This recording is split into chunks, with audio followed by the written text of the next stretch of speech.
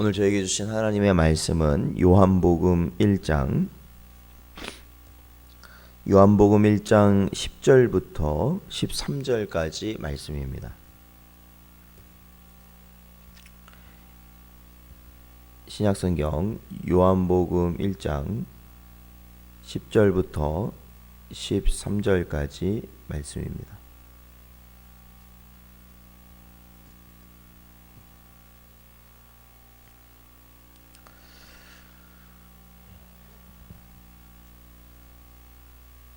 다 찾으셨으면 함께 봉독하겠습니다. 그가 세상에 계셨으며 세상은 그로 말미암아 지은 바 되었으되 세상이 그를 알지 못하였고 자기 땅에 오매 자기 백성이 영접하지 아니하였으나 영접하는 자 곧 그 이름을 믿는 자들에게는 하나님의 자녀가 되는 권세를 주셨으니 이는 혈통으로나 육종으로나 사람의 뜻으로 나지 아니하고 오직 하나님께로부터 난 자들이니라. 아멘. 기도하겠습니다. 하나님 감사합니다. 오늘도 저희들 주님 앞에 나올 수 있도록 하시고 오직 이 땅 가운데 주님께서 우리에게 허락하신 약속된 말씀들을 믿고 살아갈 수 있도록 하시니 감사합니다. 이 시간도 주신 말씀 저희들 마음에 품을 수 있는 은혜를 허락하시고 그 말씀대로 살아갈 수 있도록 또한 함께하여 주시옵소서. 감사하며 이 모든 말씀 예수님의 이름으로 기도하옵나이다. 아멘.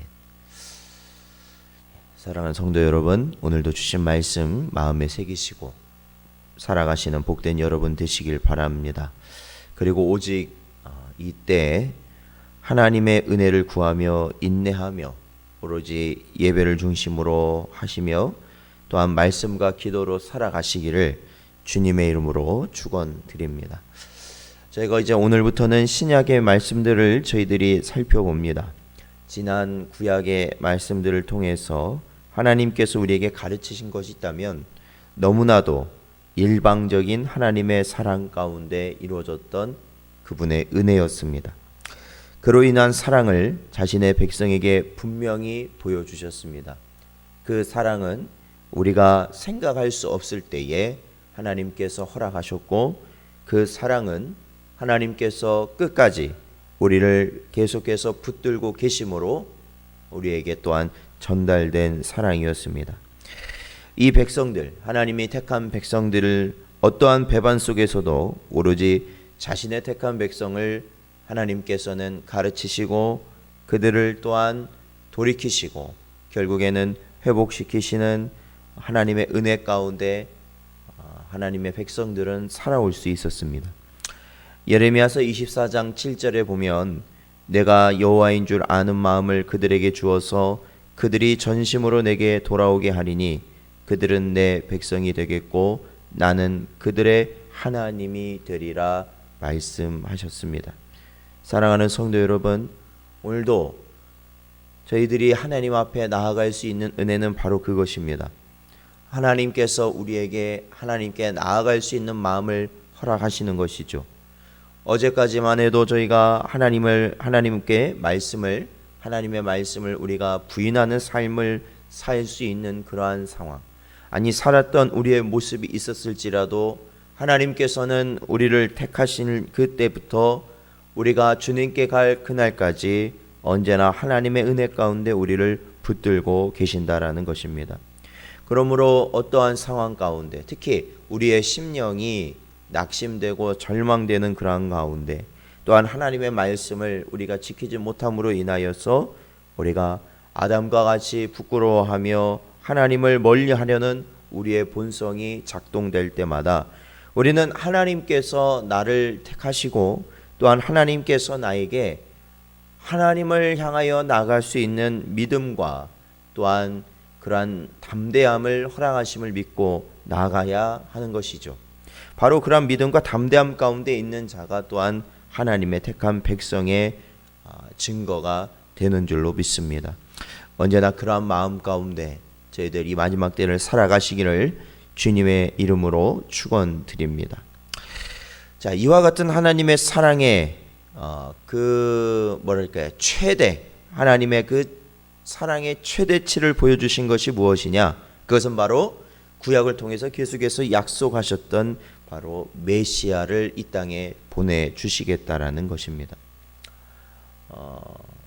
인류가 타락한 이후에 하나님께서 은혜를 베푸시고 또한 그들이 범죄하고 또한 하나님의 진노를 받고 그들이 다시 구원되었던 이러한 계속적인 반복된 모습들 가운데서 하나님께서는 바로 이제 영원한 구원을 이루며 정말로 온전한 은혜를 베푸실 메시아가 오실 것이다라는 것을 백성들에게 항상 가르치셨습니다.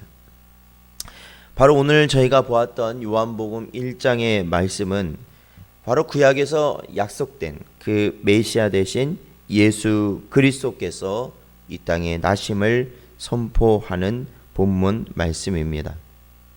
그래서 오늘 1장 1절부터 내용이 결국 18절까지 예수 그리스도에 대한 증거라고 보시면 됩니다.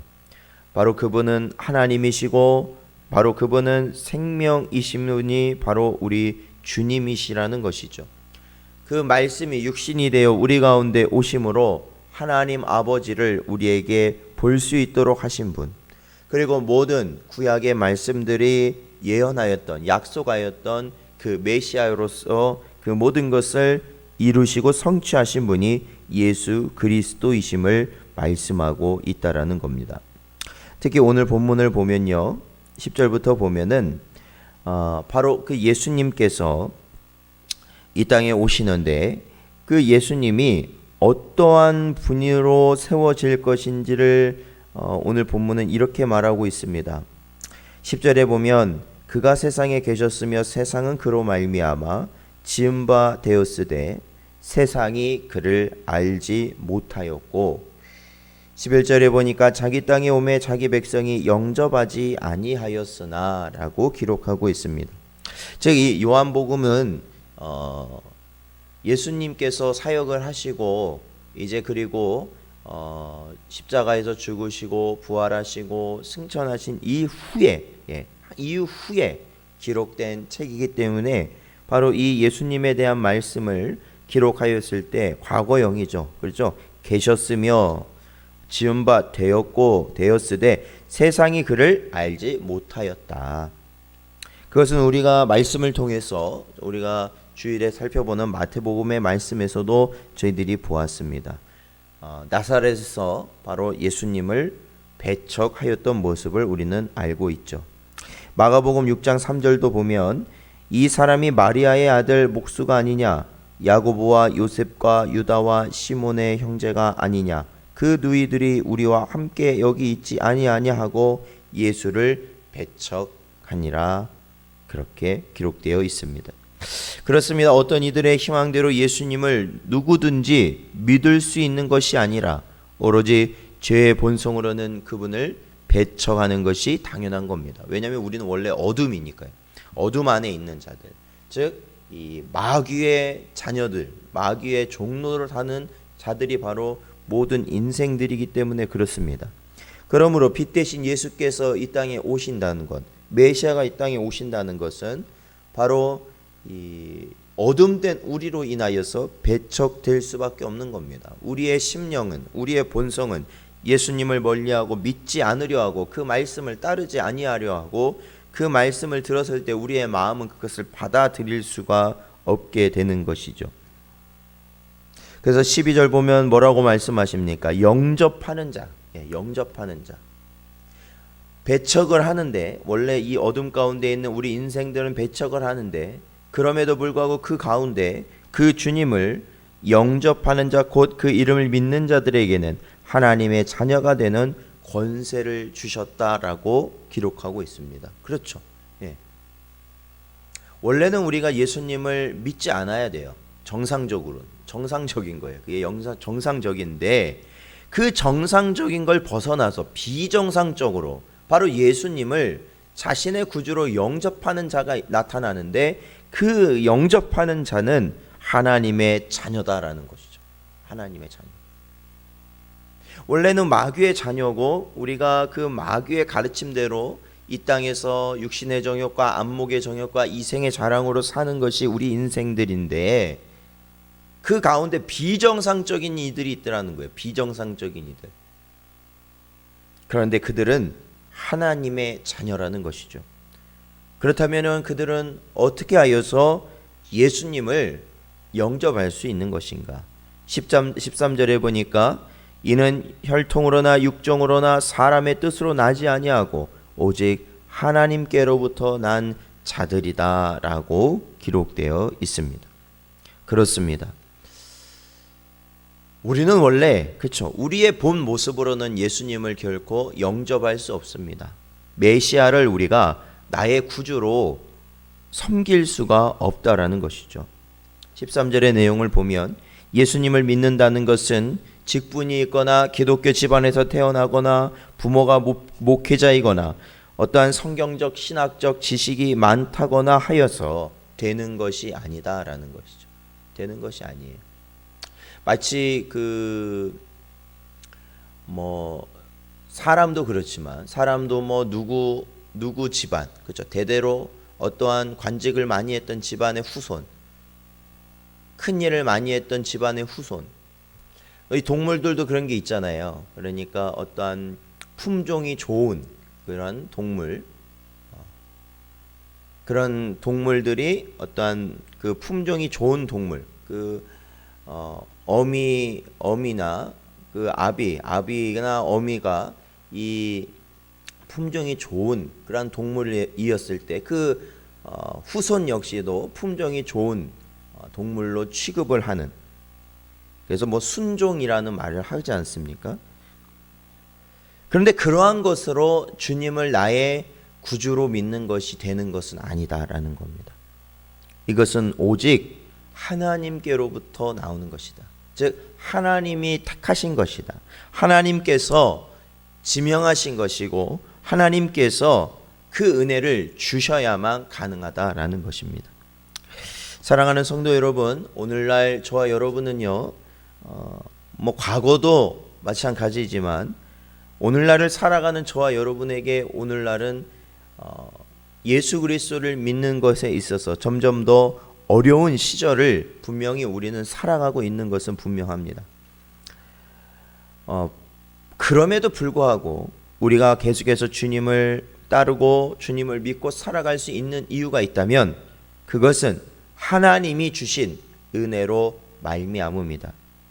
그러므로 내 어떠한 모습이라든지 환경이라든지 그런 것에 의지하여 그런 것에 좌우되는 것이 아니라 오로지 우리가 믿음으로 산다는 것은 하나님이 주시는 은혜로 사는 것임을 언제나 믿으시고 언제나 그 가운데 하나님을 날마다 바라보며 살아가실 수 있는 여러분 되시기를 주님의 이름으로 축원드립니다. 기도하겠습니다. 하나님 아버지 감사합니다. 연약한 저희들을 하나님께서 은혜 주시고 믿음 주시고 능력 주시어서 마지막 때에 하나님께서 우리를 주님을 바라보며 살아갈 수 있도록 인도하시니 감사드립니다. 언제나 저희가 예수 그리스도를 우리 마음에 영접하고 또한 그러므로 말미암아 우리가 하나님의 자녀된 삶을 살아가는 자들임을 늘 깨닫고 살아가는 은혜가 있게 하여 주시옵소서. 오늘 하루도 저희들 오직 하나님이 주신 은혜 가운데 살아갈 수 있도록 붙잡아 주시옵소서. 간절히 바라오며 예수님의 이름으로 기도하옵나이다. 아멘. 주기도문